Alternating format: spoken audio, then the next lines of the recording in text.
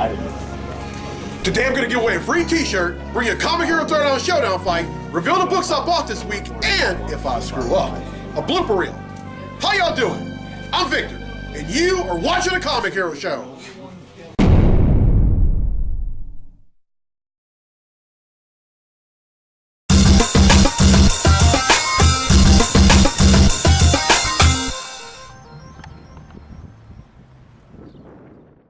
Welcome to this week's edition of the Comic Hero Show. I'm your host, Victor Nunley, and I am the Comic Hero. Coming to you from Clint's Comics right here in Monroe, Louisiana. And folks, baseball season is just around the corner. That's why I'm wearing this Cubs-themed Comic Hero tee and this Cubs hat. Go Cubs! Yeah, that's right, fly to W. Now you're probably wondering, Vic, why are you wearing aren't you a Texas Rangers fan? Yeah, I am. But the only reason I'm doing this is because when the Cubs won the World Series in November, I only wore this in one segment. And I decided to wear it in this episode mainly because when you've gone 108 years since the last time you won a World Series championship, you deserve a lot of pomp and circumstance. So that's exactly what I'm doing here. So speaking of t-shirts, it's time to give away a free t-shirt.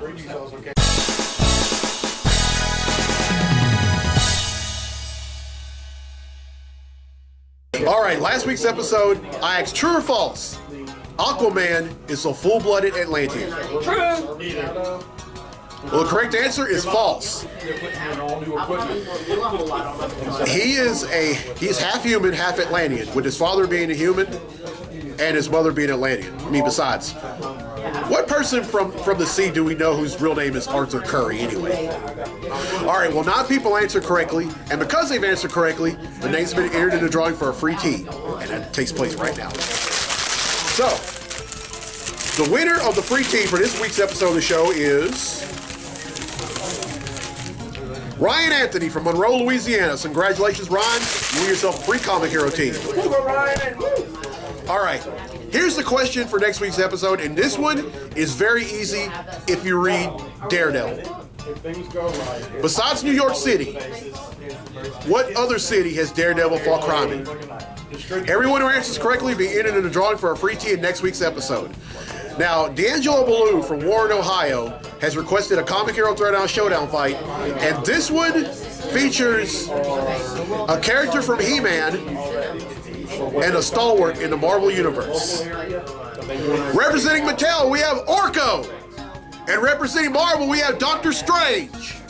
These two are going to duke it out in a segment I like to call the Comic Hero Throwdown Showdown. Welcome to the Comic Hero Throwdown Showdown. Today, it's Doctor Strange versus Orko. Doctor Strange is a practicing magician who draws his powers from mystical entities such as Agamotto, Sidorak, Icon, Ashtor, Ragador, and Watum, who lend their energies for spells. Strange also wields mystical artifacts including the Cloak of Levitation, which enables him to fly, the Eye of Agamotto, an amulet whose light is used to negate evil magic, the Book of the Vishanti, a grimoire which contains knowledge of white magic, and the Orb of Agamotto, a crystal ball which is used for clairvoyance. Orko is a Trollin from the planet Trolla, who possesses natural magical abilities, including levitation. Who will win? You may think Doctor Strange would have this one in the bag, but not so fast. Doctor Strange knows every source of magic throughout the universe, but Orko's magic is magic he can't interpret. Orko knows that Doctor Strange is intimidated by him, so he goes without using magic and keeps hovering around him. Doctor Strange tries to use the Eye of Agamotto against Orko. This proves to be unsuccessful because Orko's magic isn't evil. Strange then uses every bit of magic in the Book of the Vishanti, but to no avail. He then conjures up a spell to trip Orko, and it works. Strange then grabs Orko by the collar and takes off his hat. Here's a very interesting fact about Orko that some of y'all might not know. In Trollin society, showing one's face to each other is considered an intimate act, similar to humans sharing a kiss. As Doctor Strange sees Orko's face, the latter pretends to kiss him, only to say, "Gotcha! I'm already involved with a He-Man!" and absorbs all of Doctor Strange's abilities into his hat. Doctor Strange asks, "What have you done?" Orko then notices the nerve damage in his hands and magically heals him of them. Orko then says, There you go. Now you can go back to being a surgeon. Strange angrily replies, I don't want to be a surgeon again. I want to be Sorcerer Supreme.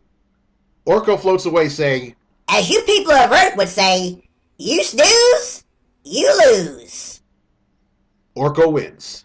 And that concludes this fight on the Comic Hero Throwdown Showdown. Alright, I hope you enjoyed the Comic Hero Throwdown Showdown fight, and if you have a fight request for future episodes, contact info is down there. Alright. Let's get to the comics I bought this week. Comic books I bought this week. Alright, I have 6 issues of the same book, and that book is Spider-Woman. And I have Spider-Woman number 11.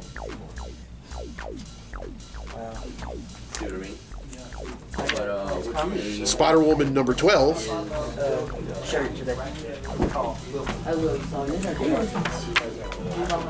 Spider-Woman number 13.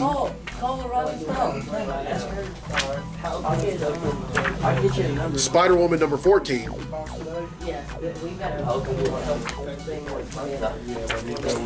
Spider-Woman number 15.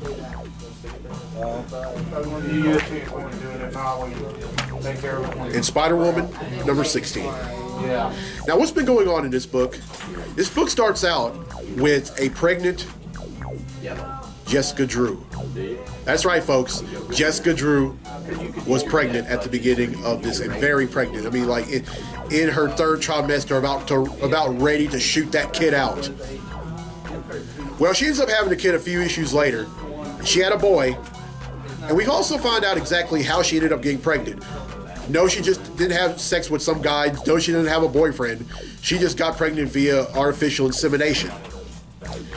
And then later on, she goes on a universe-hopping crossover with Silk and Spider-Gwen called Spider-Women.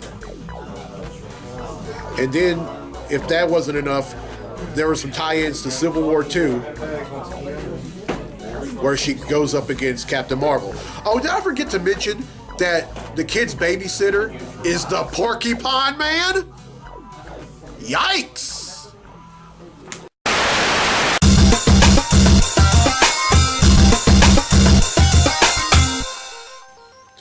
Hey everyone.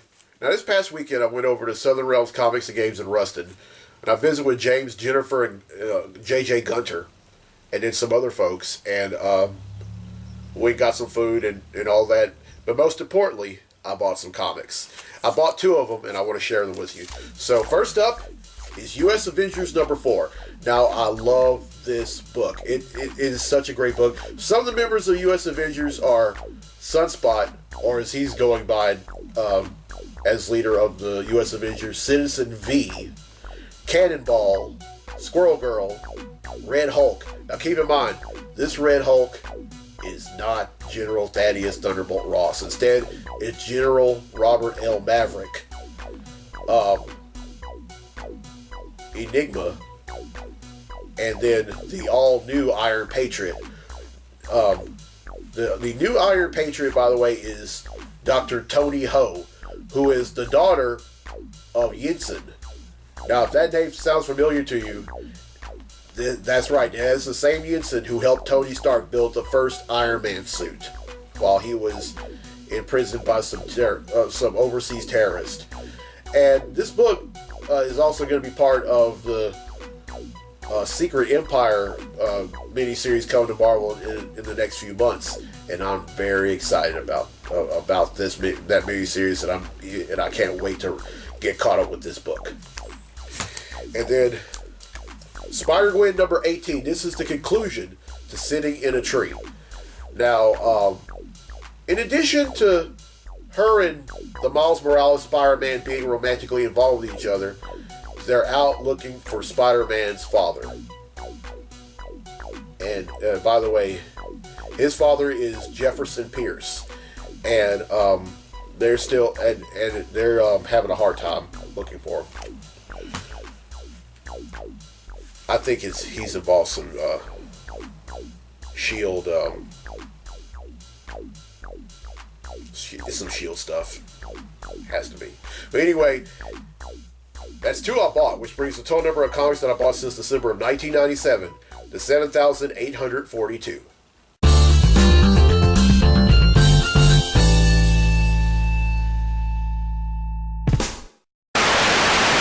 All right, next up is Star Trek Boldly Go number 6. Now, in the last issue, number 5, we find out the backstory with Keelix. With Keela. Now, Keela is the character that made her debut in Star Trek Beyond, which came out in theaters last summer. And we find out her origin. We find out that her parents were 2 space explorers. And after they both died, she vowed never to explore space. But after the events of Star Trek Beyond, that changed. And now she's enlisted in the Starfleet Academy. And finally, Inhumans Prime. Now, this sets up the new book that's going to be coming out starting next month called Royals. And this is also an aftermath of their war with the X-Men. And quite a few things have changed with the Inhumans, and I can't wait to read it. All right, that's 8 I bought, which brings the total number of comics that I bought since December of 1997 to 7,850.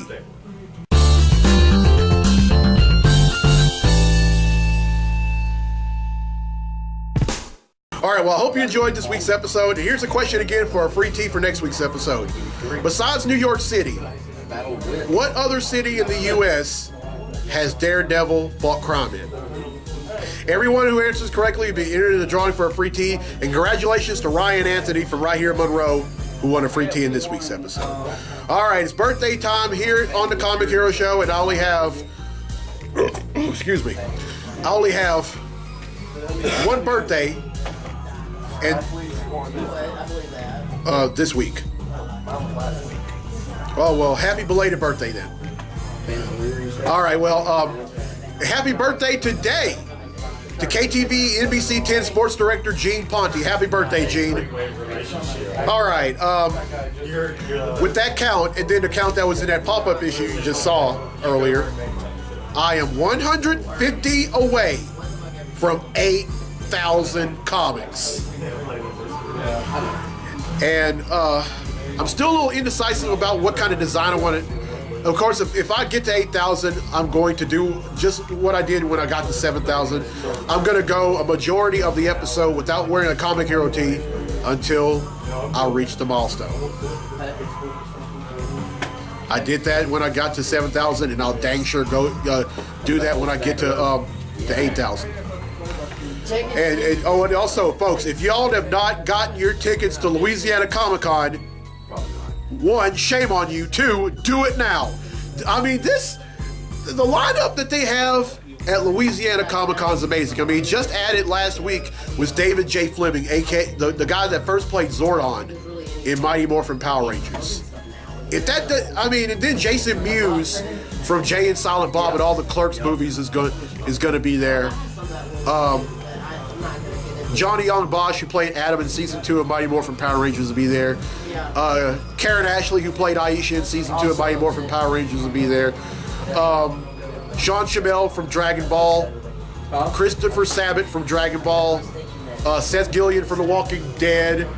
Rocco from the Boondock Saints. And the $1 Million Man, Ted DiBiase, will all be there, including some more folks.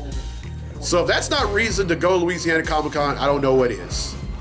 But anyway, I had fun, so let's do this again next week. I'm Victor Nunley on the Comic Hero. I'll see you next week for episode 159, right back here at Clint's Comics. So till then, be safe, be blessed, be a hero, and fly the W.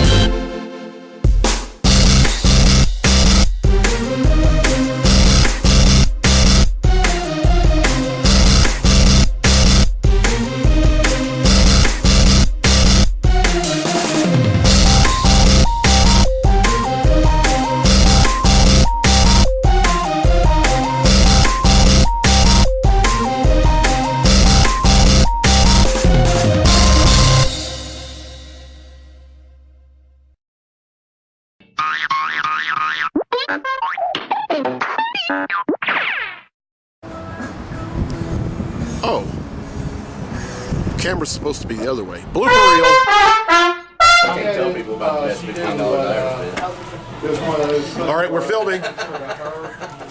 You know what? That's going to go on a blooper reel. That's going to go on a blooper reel. I'm just going to like split it and. Or anyway. That's what I did too. Have you heard of the concept? What? You mean an actual M15? Oh. You meant like, okay. It's fine. Then it's in the right spot. If it's silver and it's red, then you got it in the right spot.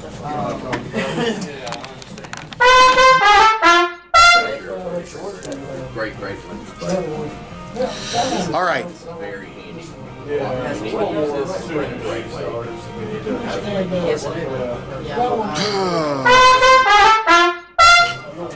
Like Blood Rush, it's death touch that they're going. All right. I have 6 issues of the same book. Oh, my apologies to every English teacher I've ever had. Blooper reel.